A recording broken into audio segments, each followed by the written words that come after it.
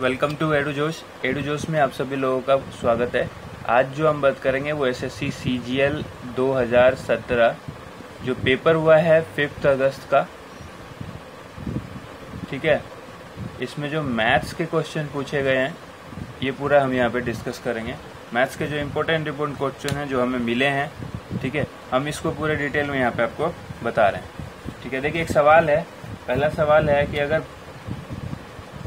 एक सवाल मेरे पास आया है कि cos square theta minus sine theta is equal to 1/4, तो जो है वैल्यू निकालनी है sine theta is equal to what. ठीक है, ये एक सवाल था, इसको सॉल्व करना था। तो सॉल्व करने के लिए देखिए आप अगर ऐसे करिएगा लेंदी प्रोसेस होगा। ठीक है, नॉर्मल वे में जाइएगा तो लेंदी प्रोसेस होगा। तो आप देखिए जीरो वैल्यू रखते हैं, अगर कॉस जीरो रखेंगे तो क्या होगा, साइन जीरो होगा यहाँ पर। तो ये जीरो साइन जीरो जब आप रखते हैं तो ये जीरो हो जाता है। ठीक है, उस हिसाब से आपको यहाँ पर वैल्यू मिलेगी नहीं। ठीक है ना, तो ये 1/4 हो नहीं सकता। तो जीरो जब वैल्यू आ जाएगी तो फिर आपको प्रॉब्लम हो जाएगी, ये सॉल्व नहीं कर पाएंगे। तो अब आप इसका जब जीरो से ऊपर 30 पे जाते हैं तो देखिए जब जीरो रखिएगा ना 90 रखिएगा, क्योंकि 90 रखिएगा तो फिर 90 में भी जीरो आ जाती है, दोनों में से एक की वैल्यू जीरो हो जाएगी। तो उसके बाद सिंपल सा आएगा जीरो, इसको तो छोड़ दीजिए, आप जीरो रखते हैं तो साइन जीरो आपको मानना पड़ेगा। तो जब साइन जीरो रखेगा तो क्या होगा, जीरो आ जाएगी। 90 रखेगा तो फिर इधर किसी की वैल्यू जीरो हो जाती है, तो उस हिसाब से ये नहीं हो पाता। तो अब आप इसको अगर 30 रखते हैं, जैसे 45 रखते हैं तो 45 पे क्या होता है, 45 नहीं, उससे पहले 30 आता है, 30 रख लेते हैं। तो अगर 30 रखते हैं वैसे तो 30 रखते हैं तो क्या होगा, cos 30 की वैल्यू क्या होती है, मान लिया कि 30 डिग्री है, उसको मैं जूम कर रहे हैं। cos 30 की वैल्यू क्या होती है, √3/2। अब cos 30 थीटा बराबर 30 मान लिया। ठीक है, अब यहाँ पे इसके बदले में हम क्या लिख सकते हैं, 3/2 का √3/2 का square minus sine theta. Sine theta में अब क्या लिख सकते हैं, यहाँ पे 30 डिग्री के मतलब में क्या लिखेंगे, 1/2। साइन 30 बराबर होता है 1/2। अब इज इक्वल टू क्या हो जाएगा, अगर इसको सॉल्व करेंगे तो क्या होगा, √3 का स्क्वायर क्या हो जाएगा 3/2 का स्क्वायर क्या हो जाएगा 4 माइनस 1/2। ठीक है, अब अगर इसको देखते हैं तो आपके पास 3/4 माइनस 1/2, एलसीएम लीजिएगा क्या आएगा 4। ठीक है, 3 माइनस 2 यानी 1/4। तो अब थीटा जो वैल्यू आती है आपकी वो कितनी आती है, 30 डिग्री। जो कैसे, क्योंकि ये 1/4 जो आपको आया वो यहाँ पर भी है, तो आपने जो थीटा पुट किया वो मान लिया कि आप ये सही है, तो थीटा इज इक्वल टू 30 आया। तो साइन थीटा की वैल्यू पूछ रहे हैं, sine theta is equal to क्या होगा, अगर थीटा 30 है तो साइन 30 क्या होगा, आप सबको पता भी है, साइन 30 1/2 भी हमने किया था। ठीक है, यहाँ पर जो वैल्यू होता है वही वैल्यू हो जाएगा, क्योंकि ये जो इक्वेशन था इसको इसने प्रूव कर दिया। तो sine 30 degree is equal to 1/2, यानी जो ये सवाल पूछा गया है कि साइन थीटा की वैल्यू बताइए, तो ये 1/2 आंसर आएगा। ठीक है, नेक्स्ट क्वेश्चन देख लेते हैं। नेक्स्ट जो क्वेश्चन है ये है कि प्रॉफिट का 170%, प्रॉफिट 170% ऑफ सीपी। अच्छा, ये कहा गया है कि जो प्रॉफिट है वो 170 यानी जो लाभ है वो 170% ऑफ सीपी यानी क्रय मूल्य। ठीक है, ये सवाल दिया गया है। अगर सीपी को कहा जा रहा है कि क्रय मूल्य को इंक्रीज कर दिया जाए 20% से, ठीक है, यानी 20% से बढ़ा दिया जाए क्रय मूल्य, तो प्रॉफिट परसेंटेज क्या होगा। ठीक है, तो जो नया प्रॉफिट परसेंटेज, नया जो लाभ होगा वो क्या होगा। ठीक है, ये सवाल है। इस तरह के क्वेश्चन को बड़ी आसानी से आप कर सकते हैं। देखिए मान लीजिए कि सॉल्यूशन करके दिखा रहा हूँ। मान लीजिए सीपी जो है वो 100 है, ठीक है। सेलिंग प्राइस क्या हो जाएगा, क्योंकि 170% है सीपी जो सीपी है, सीपी का 170% उसको प्रॉफिट होता है। तो अब यहाँ पे सेलिंग प्राइस कितना होगा,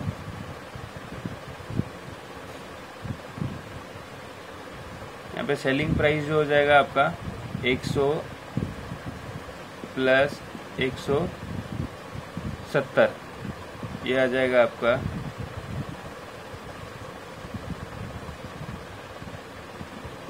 270, ठीक है। अब नया सीपी क्या हो जाएगा, सवाल में कर रहा है कि 20% से जो है वो नया सीपी, अगर नया प्रॉफिट सीपी को कर रहा है ना कि 20% बढ़ा दिया गया, तो 20% जब बढ़ा दिया गया तो नया सीपी कितना होगा 120।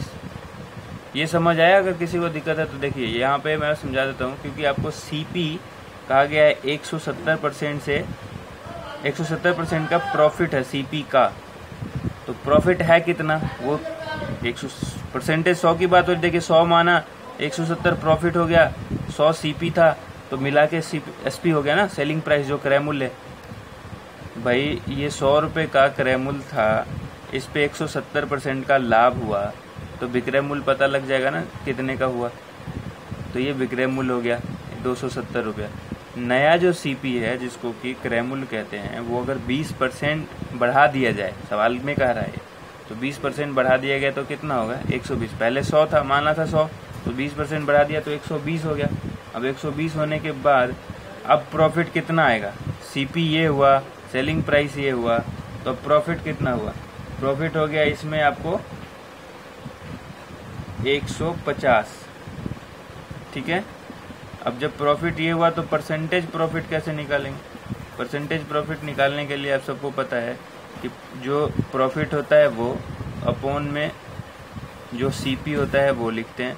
तो यहाँ पे प्रॉफिट है 150, सीपी आपका कितना है 120, और इसको कर देते हैं 100 से मल्टीप्लाई।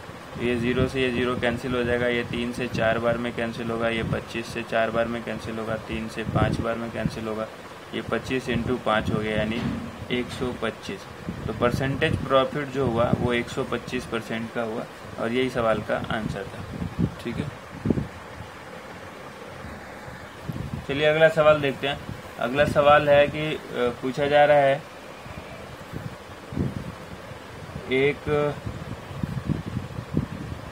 एक तांबे का तार है, ठीक है।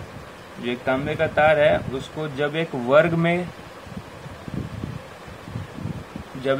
में घेरा जाता है, ठीक है, तो उसका एरिया जो है वो 121 मीटर स्क्वायर है, वर्ग में घेरा जाता है, यानी ये इसकी साइड होगी, ये भी इसकी साइड होगी, और ये भी होगी, सारी इक्वल होती है वर्ग में, आप सबको पता है।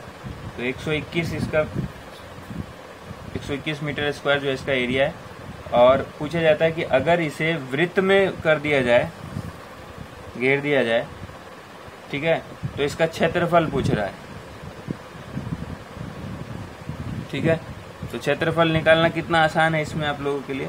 देखिए एरिया दिया हुआ है, अगर बात करें क्षेत्रफल दिया हुआ है पहले से वर्ग का 121 मीटर स्क्वायर, तो आप इसको अगर रूट कर दीजिएगा 121 का, तो ये जो वैल्यू आपके पास आएगी 11 आएगी। ये क्या आ जाएगी, एक साइड की भुजा आएगी ना, जिसको आप बोलते हैं, ठीक है, साइड। तो एक साइड भुजा निकल गई आपको 11 मीटर, जो ये है, ये है, ये है, ये है। तो वर्ग में होता है परिमिति। अब जब भुजा निकल गई तो परिमिति कैसे निकलती है, वर्ग की परिमिति जो निकलती है वो निकलती है 4 गुने 1 भुजा। तो अगर ये करते हैं तो कितना होता है 44 मीटर। 44 मीटर आपको क्या होगा, देखिए ये और ये सारे जुड़ जाएंगे, तो ये चारों परिमिति निकल गई। अब कोई तार अगर इतनी लंबी है तो उसको वृत्त में घेरो, वर्ग में घेरो, या जैसे भी घेरो, वो लंबाई तो उसकी यही रह जाएगी। तो अब यहाँ से कंसेप्ट ये आया कि अगर लंबाई यही रहेगी तार की, तो उसको वृत्त में भी घेरेंगे तो वो तार उतनी ही लंबी होगी, यानी उसकी परिमिति कितनी होगी 44 मीटर। ध्यान दीजिएगा, अगर वृत्त की परिमिति भी 44 मीटर हुई, तो वृत्त की परिमिति का फॉर्मूला क्या होता है, विड्थ की परिमिति का फॉर्मूला होता है 2πr। तो 2πr जो हो गया वो कितना, 44 metre is equal to 2πr। तो यहाँ पर अगर 44 ही रहेगा और इसको 2 गुने 22/7 इंटू ये r ही रहेगा, मेरे को r पता करना है, ठीक है। तो 22 दूना 44 होता है इधर, तो 44 से 44 कैंसिल, ये 7 इधर आ जाएगा। r इज इक्वल टू क्या हो गया, 7। रेडियस पता लग गई आपको, यानी त्रिज्या पता लग गई, कितनी है, 7 है। अब त्रिज्या अगर आपको पता लग गई तो आप देखिए त्रिज्या पता लग गई तो अब आप आराम से निकाल सकते हैं। त्रिज्या दिया हुआ है 7 मीटर, तो आपको क्षेत्रफल पूछा जा रहा है ये वृत्त का। तो वृत्त का जो क्षेत्रफल होता है वो कैसे निकलता है, πr²। पाई की वैल्यू 22/7, r है आपके पास 7, स्क्वायर का मतलब 7 गुने 7, इस 7 से ये 7 कैंसिल, 22 और 7 को जब आप गुना करेंगे तो आपको आंसर आएगा 154, ठीक है। 154 मीटर स्क्वायर हो जाएगा अगर उस तार को वृत्त में घेर दिया जाएगा। तो ये जो एरिया होगा ये 154 मीटर स्क्वायर होगा, ठीक है। अगला सवाल देखते हैं। सवाल में कह रहा है कि जो है वो किसी काम को P जो है 20 दिन में करते हैं, Q जो है वो 24 दिन में करते हैं और R जो है 30 दिन में करते हैं, ठीक है। बहुत ही इम्पोर्टेंट सवाल ये पूछा गया है। 4 दिन सबने एक साथ काम किया, 4 दिन जो है P, Q, R सबने एक साथ काम किया। उसके बाद X दिन तक काम करा है किन लोगों ने, Q और R ने X दिन काम किया, और उसके बाद बचा हुआ जो काम है वो R 6 दिन में खत्म करता है। ध्यान से देखना है कि 4 दिन जो है वो तीनों साथ काम करते हैं, उसके बाद P चला जाता है, X जो है X दिन तक Q और R मिलकर काम करते हैं। P चला जाएगा तो Q और R बचेगा, तो Q और R जो है वो X दिन तक काम करते हैं, ये पता नहीं है कितने दिन काम करते हैं। उसके बाद क्या है, Q भी चला जाता है, फिर जो है वो 6 दिन तक R काम करता है और काम खत्म हो जाता है, ठीक है। तो अब यहाँ पर आपसे पूछा जा रहा है Q और R जो X दिन मिलकर काम करा था वो X की वैल्यू आपसे पूछ रहे हैं, X क्या है, ठीक है, कितना दिन है। तो इस सवाल को करने के लिए आपको सबसे पहले देखिए 20, 24, 30, 20, 24, 30 का एलसीएम ले लेते हैं। तो जो एलसीएम लेते हैं वो कितना आता है, 120। तो टोटल काम मान लिया कि 120 यूनिट काम था, ये टोटल एक काम है, ठीक है। एलसीएम लघुत्तम इसका लिया है 120, ठीक है। अब मान लिया कि यही टोटल काम है और इसी काम को ये सारे लोग करेंगे। तो जब ये करेंगे तो P कितने दिन में करेगा, P भाई 20 दिन में ख़त्म करता है और 120 काम है टोटल, एक काम को वो 20 दिन में कर लेता है। टोटल ऐसा 120 काम है, तो कितना ख़त्म करता है वो काम, कितने दिन में करेगा, 6 दिन में करेगा इस काम को, ठीक है। देखिए 120/20 ये वैल्यू आती है 6, ठीक है। वैसे ही Q की वैल्यू कितनी होगी, 120 भागा में कितना आएगा, जो 24 आता है, ठीक है, ये आ गया 5। ऐसे ही R के लिए 120/, R की वैल्यू है 30, तो ये आ गया 4। तो ये कहने का मतलब ये इनके तीनों मिलकर अगर एक दिन में काम करते हैं, कितना कितना यूनिट काम करेंगे, तो एक दिन में जो काम करते हैं ये लोग कितना यूनिट करते हैं, P करता है 6 यूनिट, Q करता है 5 यूनिट और R करता है 4 यूनिट। अगर मिलकर बात करें तो मिलकर जब ये बात करेंगे तो 6, 5, 11 और 4 15 यूनिट काम करते हैं एक दिन में, ठीक है। एक दिन में कितना करते हैं, 15 यूनिट। अब ध्यान दीजिएगा इस सवाल में आगे,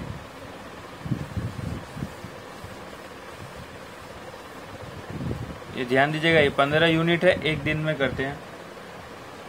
अब यहाँ पे सवाल है 4 दिन तक तीनों काम करते हैं, यानी एक दिन में 15 यूनिट करते हैं तो 4 दिन में कितना करेंगे, 15 × 4 प्लस x दिन तक काम करते हैं Q और R, ठीक है। x दिन पता नहीं है, Q और R मिल के कितना काम करेंगे, एक एक दिन का कितना होगा, क्योंकि x दिन है पता नहीं है हमें, तो एक एक दिन का जो इनका काम निकाला था हमने, कितना निकाला था, Q का निकाला था 5 और R का निकाला था 4, तो 5 + 4 यानी 9 हो गया एक दिन का उनका काम।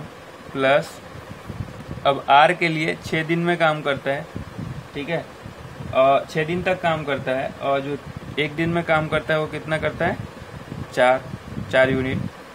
अब ये टोटल यूनिट मिला के कितना हो जाता है, सवाल में जो दिया है वो हमने जो यूनिट माना था एलसीएम निकालने के बाद, तो 120। जो ये टोटल काम करते हैं ये करता है PQR, ये जो करता है ये करता है Q और R, और ये अकेले करता है R, ठीक है। तो ये सब करने के बाद टोटल कितना होता है, 120 यूनिट। अब अगर इसको आप सॉल्व करेंगे तो कितना आ जाएगा, ये हो गया 6 चौक 24, 5 4 9 होता है, ठीक है, 9x हो गया यहाँ पर, और इधर 60 होता है, 60 और 24 कितना हो गया, 84, ठीक है, प्लस 9x = 120। अब अगर इस 9x को इधर ही रहने दें, 120 में से 84 माइनस हो जाएगा, ठीक है, 10 में से 4 गया, यहाँ पे 6, यहाँ बच गया आपके पास 11 में से 8 गया 3, ठीक है, और यहाँ 9x x = 36/9 यानी 4। तो जो सवाल पूछा गया था कि x जो है यानी Q और R मिल कितने दिन काम करते हैं, तो Q और R जो है वो 4 दिन काम करते हैं, ठीक है, यही आंसर था। बहुत अच्छा सवाल था, थोड़ा सा घुमा फिरा के पूछा गया है सवाल। अगला सवाल देखते हैं। देखिए एक सवाल है इस तरह से, सर्कल दिया हुआ था, इसमें ये वाली वैल्यू, सर्कल के अंदर एक ट्रायंगल बना हुआ था, इसमें ये वाली वैल्यू x दी हुई है, ये 40 दी हुई है, ये वाला एंगल 40 है, ये 42 है, और ये जो है y है, और ये जो बीच वाला है ये वाला ये z है। तो आपसे सवाल पूछा गया है कि जो z है, z की वैल्यू कितनी है, z कितने डिग्री का कोण बना रहा है, ठीक है। तो अभी आपको सवाल दिया, ये देखिए ये 42 अगर होता है तो ये वाला चीज़ भी 42 होगा, ठीक है। अब आपके पास 2 एंगल आ गया ट्रायंगल के अंदर, तो 42 हो गया और 40 हो गया। तो आप जानते हैं कि ट्रायंगल कोई भी होता हो उसके इंटरनल एंगल, यानी अगर कोई एंगल A, B और C है तो ये टोटल 180 डिग्री का होता है। अब यहाँ पर मान लीजिए कि ये जो ट्रायंगल अंदर है, एक आपको दिया हुआ है 40, एक दिया हुआ है 42, दूसरा आपका Z है, और ये सवाल टोटल होता है 180 डिग्री का। तो 40 डिग्री 42 डिग्री को जोड़ देंगे तो कितना हो गया, 82 डिग्री प्लस Z = 180। 180 में से 82 को घटा देंगे तो Z = कितना आएगा, 180 में से 82 घटाएंगे तो ये आ जाता है आपका 98 डिग्री, ठीक है। यही सवाल इसका आंसर था, 98 डिग्री, ठीक है। अगला सवाल देख लेते हैं। देखिए ये कंपाउंड इंटरेस्ट का सवाल पूछा गया है, ये ठीक है, सिंपल इंटरेस्ट का। तो कि इसमें पूछा गया है कि सिंपल इंटरेस्ट का सवाल है, इसमें पूछा गया है कि मूलधन और जो ब्याज है उसका जो अंतर है वो 250 रुपया है, समय 15 साल दिया हुआ है उसमें, ठीक है, और जो दर है वो 5% के हिसाब से दी गई है। तो आपसे पूछा गया है कि धन जो है वो क्या है, मूलधन क्या है, ठीक है। ये सवाल है कि कोई किसी धन का और उसके ब्याज का अंतर 250 है, ठीक है, 15 साल में 5% दर के हिसाब से वो धन क्या है, ठीक है ना। तो धन जो पूछा गया है इसका सवाल, इसका जवाब हम लोग इस तरह से करेंगे, इसको सॉल्यूशन इस तरह से देंगे। देखिए P-I = लिखा हुआ है आपके पास, यानी जो ब्याज है और मूलधन है उसका अंतर है 250 रुपया। अब इसमें रेट दिया हुआ है, टाइम भी दिया हुआ है, सब कुछ दिया हुआ है आपके पास। पहले तो हम ये 15 रेट जो है ये 5%, तो इसको अगर हम फ्रैक्शन में कन्वर्ट कर दें तो जैसे ऐसे होता है 5/100, तो कितना होता है 1/20, ठीक है। इसको फ्रैक्शन में कर देने से इजी हो जाता है। अब देखिए कि अगर यहाँ पर P की बात करें और इधर करें बात इंटरेस्ट की, यानी इधर धन है और इधर ब्याज है, तो अब अगर बात करते हैं 20 रुपये था तो तो ये 15 रुपया इंटरेस्ट आ रहा है। क्यों आ रहा है 15 साल में, 1 साल में 1 रुपया आ रहा है ना, तो 15 साल में कितना आएगा 15 रुपया। ठीक है, अमाउंट वही है, तो 15 रुपया था। डिफरेंस कितने का हुआ 5 रुपये का। 5 रुपये का डिफरेंस है ना, किस में, ब्याज और धन में। तो जब 5 रुपये का डिफरेंस है तो धन कितना है 20।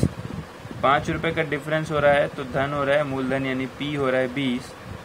सवाल में दिया हुआ है 250 रुपये का डिफरेंस। ठीक है, 5 के डिफरेंस पे 20, 1 के डिफरेंस पे कितना होगा 20/5, और 250 के डिफरेंस पे क्या होगा 20/5 इंटू 250।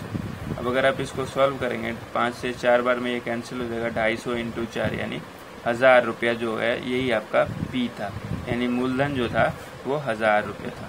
ठीक है, 1000 रुपया जो है ये मूलधन था। यही आंसर था इस क्वेश्चन का।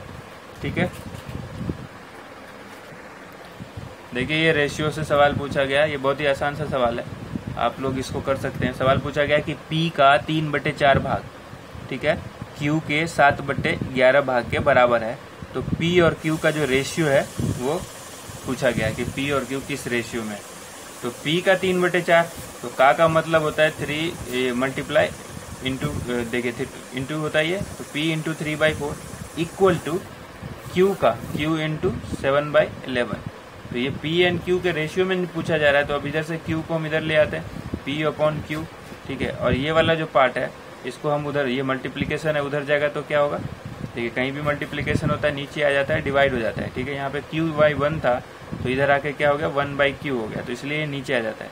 अब यहाँ पे अगर दो चीज ऊपर नीचे बटे में दिया हुआ है 3/4 है। ठीक है, तो अब इधर जाके क्या हो जाएगा 7/11 जो था वो तो रहेगा ही, क्योंकि Q ऑलरेडी हम इधर ला चुके हैं।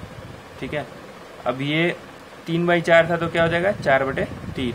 अब P/Q इज इक्वल टू क्या हो गया 7×4 28 और नीचे में 33।